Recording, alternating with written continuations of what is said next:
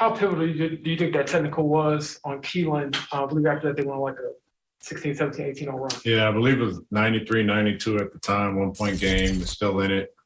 As bad as the tech was, I don't think it really changed the course of the game. I think our lack of execution, our turnovers, our inability to get stops was the issue. The technical didn't add to it, but I don't think that was the reason we were unsuccessful in the fourth quarter.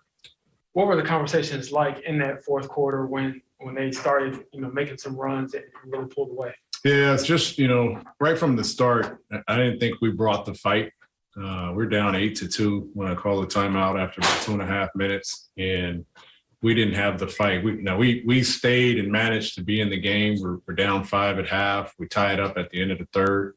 But we never brought the fight that we needed against a team like this. And they did in the fourth quarter. They were really hedging and blitzing all of our pick and rolls, and they were rotating, put us in some scramble situations. We didn't get off the ball quick enough, and we didn't get some movement quick enough. So they brought the fight to us, especially in the fourth quarter. We needed to do that. And right from the start, we didn't do it and managed to do it for about 24, 30 minutes. And then in the fourth quarter, it slipped away again after that technical situation. I know Karras got going early. Avances at some point had got going, but neither one scored in the fourth quarter. Was that just the result of just how the offense went? No, we didn't score. Yeah, we didn't score. I apologize cutting you off, but we didn't score. We had 5 points for a long time. I don't think it was a result of anything other than their defense. We try to run a couple sets.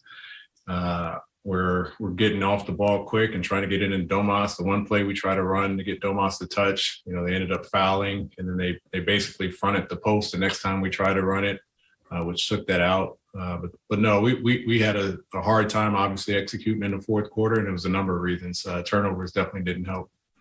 And then I know you talked before the game about how even without Giannis, even without Chris, they're still a really good team. They have Drew. So how did he affect the game, and how hard is it to swallow this one when they are so depleted? Yeah, they've been missing guys all year, and I think one of the things that does is it allows other guys to step up and perform with confidence, and no surprise in that regard. Drew, as we talked about, has never been a backseat guy. He controls the game and manages the game well, and he knew when he needed to score, and he knew when he needed to get other guys involved, and I think he did a marvelous job of doing that tonight. Which is why he is who he is. But, this is who they are. This is why they were the champions. They've had multiple guys contribute, and on a night where they're missing bodies, all of their guys were able to step up. Pat Boylan, go ahead. Lloyd, runs are obviously going to happen in the fourth quarter there. What did you sense was the difference between being able to get a smaller run stopped and then what ultimately happened, which was that run by Milwaukee? Yeah, I think you want to try and stop the runs, but, timeouts, we used 2 that I had prior to the 3-minute mark. We used both of those to try and stop a couple of their mini runs.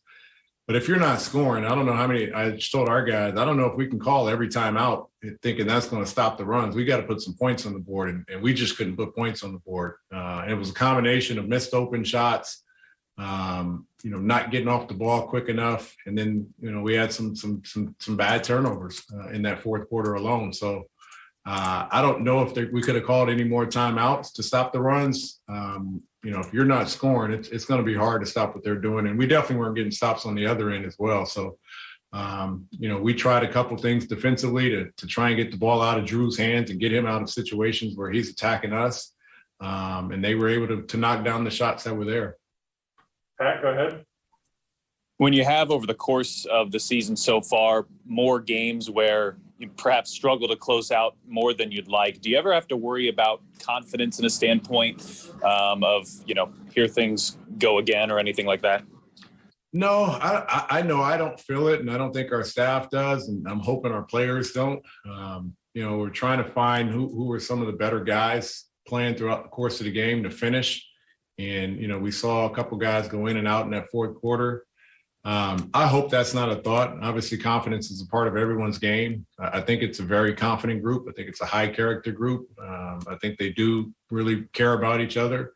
I think when things just aren't going our way, we're trying to find that opportunity to get out of it. And, usually the best way is create energy with the basketball, get some simple plays, get some movement, try and attack. I didn't think we did a good job in the second half. We had 36 points in the paint in the first half and only 18 in the second half. And that was a big point of emphasis for us, was try and punish them inside, try and get to the free throw line, try and win the battle on the boards and get a lot of points in the paint. And obviously they took that away from us, but I thought we weren't really attacking with the mentality that we needed in the second half.